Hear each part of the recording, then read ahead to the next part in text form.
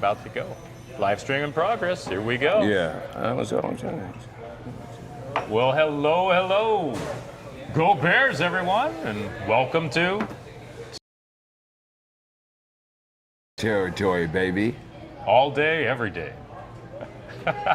So, hey, this is our attempt at a live stream event. We're coming at you straight from Headlands Brewing here at Lower Sproul. We couldn't be more thankful to them for opening up their space and letting us use this place to do a live stream. Of course, the Louisville game was on the road, but this one was at home. My Lord. That was pretty damned exciting, right? It was indeed, baby. It was awesome. Yeah, the Golden Bears won 38-35. Jaron Chiave, Sangapulotele had a fantastic game.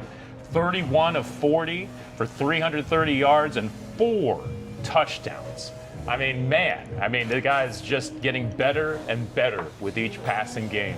And the cool thing, I think, too, was after the game, fans rushed the field, which was awesome, and they're trying to interview Jaron, and he is just surrounded by a throng, like so many Cal fans. Right? I was upset I couldn't get down to the party, but now I'm an old guy, so I had to live it through my head into the dreams of what that had been like, even flashing back with 4 seconds left to go in the game. And I was like, I need to get off the field now.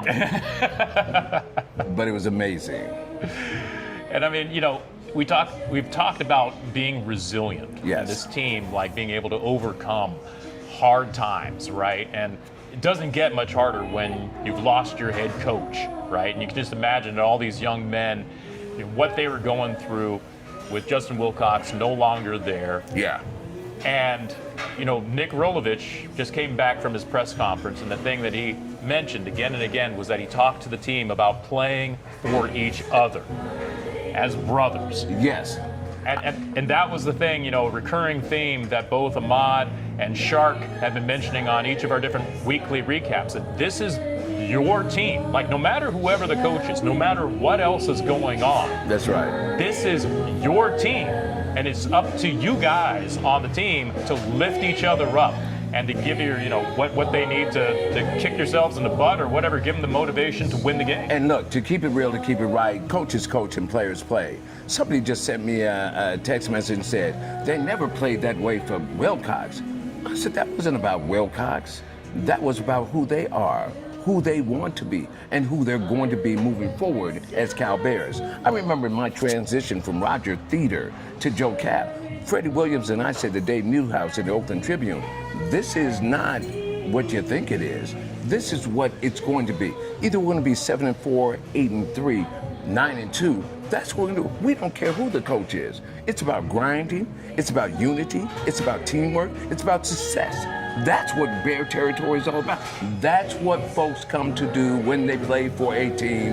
It is collectively a team, but individuals need to believe in the guy sitting next to you, standing next to you, and giving it all you got to win the game.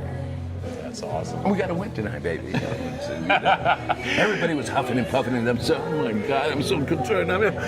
They were praying. They were on their knees. People were doing yoga. They were meditating. I was like, I don't know what you're doing, but if that works for you, go Bears. Well, I can totally, relate to all the Cal fans in there when we built up the big lead, and I was sitting there with my buddy, and he kept on saying, okay, we need to be up by 3 scores. We need to be up by 3 scores. And you almost have this impending feeling of doom that, oh my God, like this is a flashback to Miami. Oh no, how much do we need to be up in order to hold on, clinging to dear life for this victory? And I kind of had a different sense of it in this game.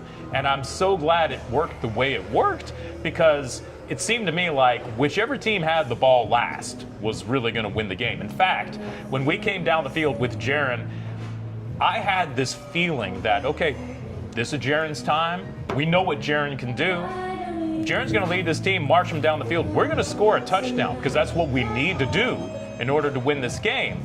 My only concern was leaving a little more time on the clock. We did not want to leave any time on the clock. In fact, when Kendrick Raphael went in for that touchdown, I was almost thinking maybe it's better if he doesn't get in on that touchdown run just to burn more clock, because I had no doubt we were gonna get in. That was 4-down territory if ever I've seen it. Look, Reza's the stat guy. I'm the guy that played. I don't know the stats till after the game. I'm not like thinking, oh, I need 2 interceptions and I'm going to be leading the league in interceptions right now. He's thinking that. I'm thinking this tick-tock goes the clock. Manage the clock, play the game, do your best, and be all you can be right now in the here and now. And close the door like a mousetrap. Boom! But it wasn't a mousetrap. It was a SMU. I think the Mustangs? Is that The what they Mustangs. said? Yeah, yeah. The Mustangs. Lasso them and they put a brand on them and let's say go Bears. I'm just saying. You know, and this is the same SMU team that came into this game having throttled Louisville just last week, right? Yeah. And they come in to Memorial Stadium with everything to play for, because if they win this game, they're in the ACC Conference Championship.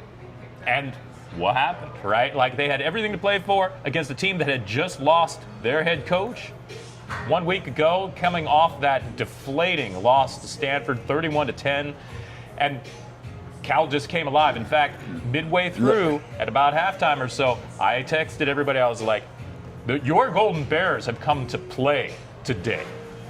And I got to tell you, you know, Reza and I talked about doing the podcast now live, and I thought to him, I said, oh, this would be a great time to do it. And he said to me, this is going to be fun tonight. And I thought, slow your horses. Did I say horses? Slow your horses.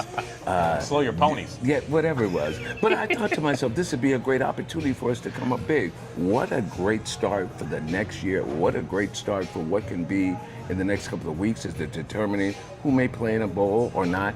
But it's not about the bowl. It's about the growth. It's about the development. It's about the unity. It's about, again, grinding unity, teamwork, what leads to success.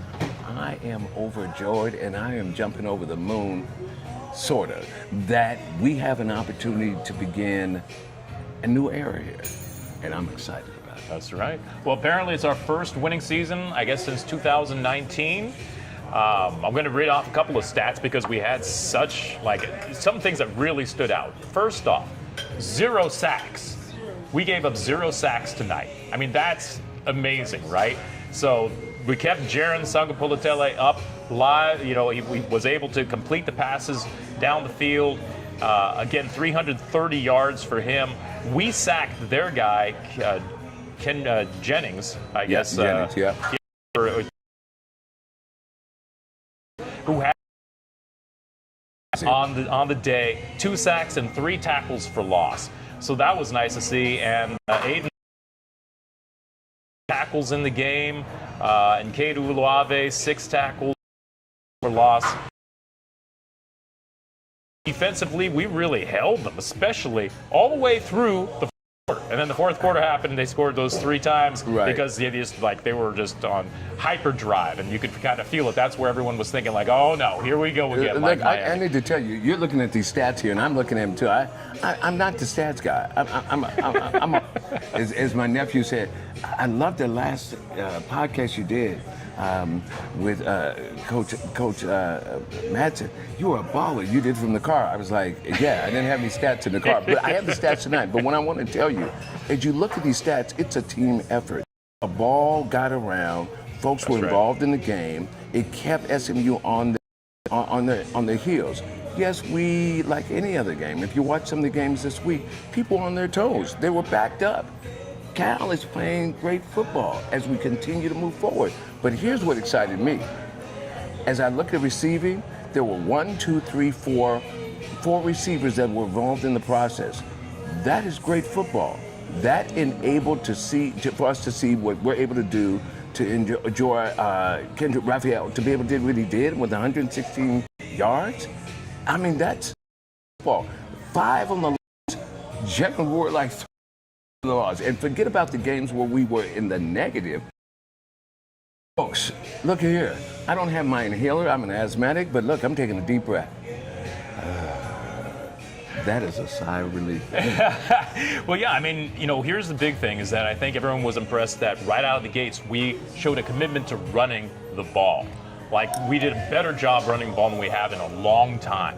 We had 37 rushes for 122 yards, as Ahmad just said. Kendrick Raphael, man, what a workhorse. 33 carries, 111 yards net, and that touchdown in the fourth quarter to seal the game.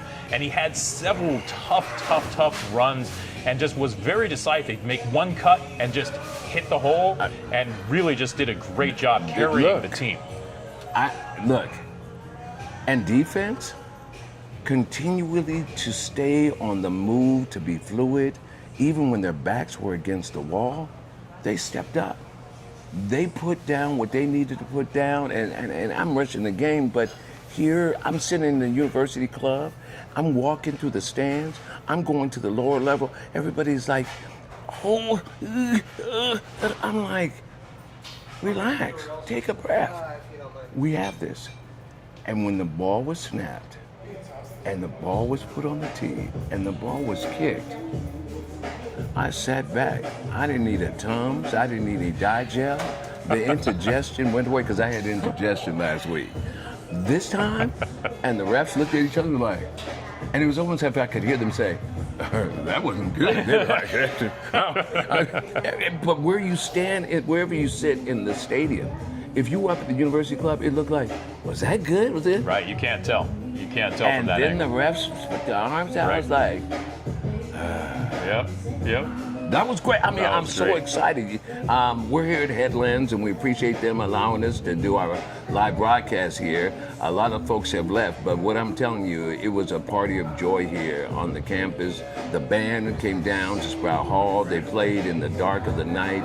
It is a party going on at Berkeley, baby. That's right. That's Yes. right. Well, no better place to be here at Headlands Brewing right here on Lower Sproul. Again, we couldn't be more thankful to them for opening up this space and letting us do this from here, and we hope to do some more next season as well.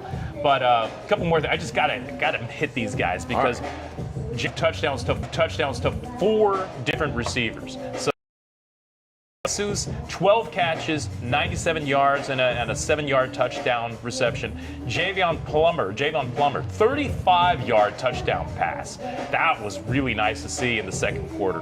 And Karan Adams, 32-yard touchdown pass in the third quarter when we went up 31-14. Now That's good stuff. Was pretty exciting. I mean, That's good stuff. That young man has like a jetpack on there, you tell you. And then Cole Basia, I mean, man, that guy, because Mark Hamper was out, Jordan King was out, Mason Minnie was out, our receiving corps was just decimated, and Cole stepped up in a big way with 4 catches for 49 yards and that touchdown. It was a, let's see, what was that? It was a 15-yard touchdown pass in the third quarter. So, I mean, just a complete team effort, and that just goes to show, even when your first-string guys go down, just like Chris Victor getting the 2 sacks tonight. I mean, it's like next man up, whoever's there, just and to be clear, to be real clear, I could have caught that touchdown on the 15-yarder.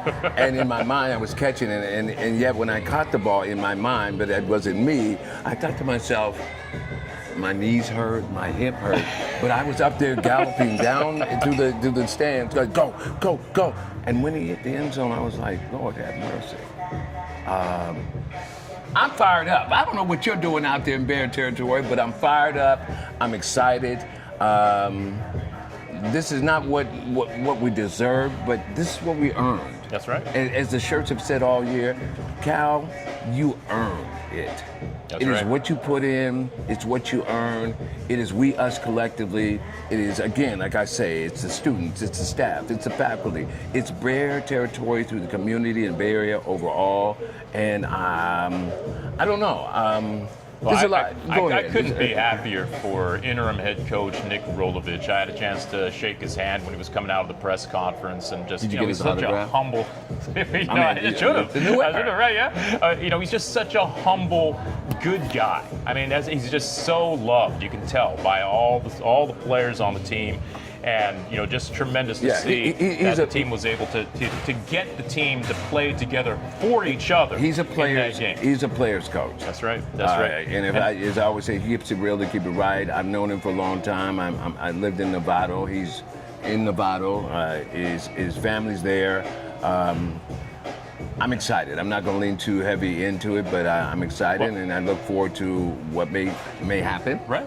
With what the coaches that are in, some of the announcements may come soon. And look, we do not have any inside information. Don't call us, don't text us, don't DM us. We don't know, but stay tuned.